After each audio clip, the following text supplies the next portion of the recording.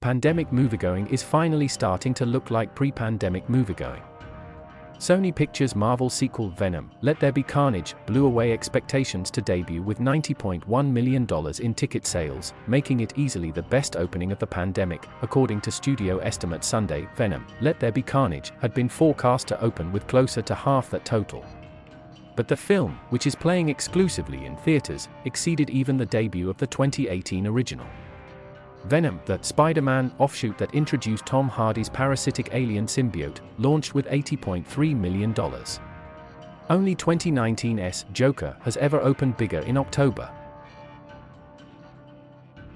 The result, along with robust international sales for the James Bond film No Time to Die, constituted the best news for movie theaters in more than 18 months. With apologies to Mr. Twain, the death of movies has been greatly exaggerated, Tom Rothman, chairman and chief executive of Sony Pictures Motion Picture Group, said in a statement.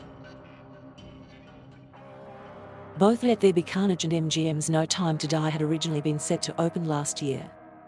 Believing the best box office return would happen with an exclusive release in theaters, both studios held out for better moviegoing conditions. Over the weekend, their wait was rewarded. No Time to Die, which opens in North America on Friday, launched with $119.1 million in 54 overseas markets. The pace, according to MGM and Universal Pictures, was roughly in line with the opening for Skyfall. Following its London premiere last week, No Time to Die, the 25th Bond film and Daniel Craig's last outing as the super spy, grossed $25.6 million in the United Kingdom and Ireland. Its $11.4 million on Saturday there was the best box office day for any Bond film on its home turf. Before Let There Be Carnage, the top pandemic openings had been the Walt Disney's Black Widow, Shanghai and the Legend of the Ten Rings and Universal Pictures' Fast and Furious sequel F9.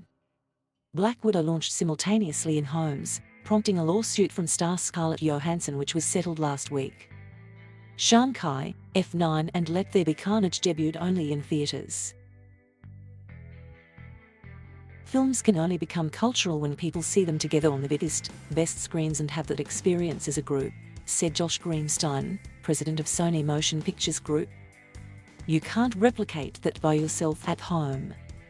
After numerous delays, Sony in the end actually moved up the release of the Venom sequel, directed by Andy Serkis and co-starring Woody Harrelson as the Venom foe Carnage, by 2 weeks. We saw the health of Shanghai and it gave us confidence that when the product is there, the box office will return, said Adrian Smith, Sony's distribution chief.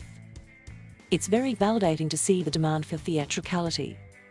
Not everything is bouncing back in theaters and quickly as Marvel movies and the biggest brand names. Family moviegoing is still sluggish, as are ticket sales at art house theaters. Older audiences and families with unvaccinated children have been more cautious. The Addams Family 2, an animated sequel from MGM and United Artists releasing, opened with $18 million despite terrible reviews from critics. The film, a sequel to the 2019 cartoon reboot, was launched simultaneously on video on demand. The Saints of Newark, the long-incoming prequel to The Sopranos, flopped. The film, co-written by Sopranos creator David Chase and set decades before the seminal HBO series, opened with $5 million. The film, like all Warner Brothers releases in 2021, was also streaming on HBO Max for subscribers, a practice some filmmakers, including Chase, have decried. The studio has pledged to return to exclusive theatrical windows in 2022. Julia Ducournau's Titane, the Palme d'Or winner at the Cannes Film Festival this summer, also struggled to make a dent in theaters. The film, a wild odyssey about a serial-killing woman with a unique bond to automobiles, grossed about $516,000 in 562 theaters for neon. But spectacle moviegoing, particularly in films that appeal most to younger males, has been driving an even larger share of moviegoing this year. Marvel's Shanghai, the studio's first film led by an Asian superhero, has dominated the last month in theaters. It had been the #1 film for 4 consecutive weeks. Shanghai this weekend became the first film to pass $200 million domestically, with a cumulative haul of $206.1 million in the US and Canada, and $386.9 million globally. Large format screens are also helping to drive the recovery. With $30 million in global sales, IMAX had its best October weekend ever. Megan Colligan, president of IMAX Entertainment, called it proof of what today's box office is capable of. The perception may be that these films are overperforming, Colligan said, but the reality is that many people are underestimating just how excited global consumers are to get back to the movies.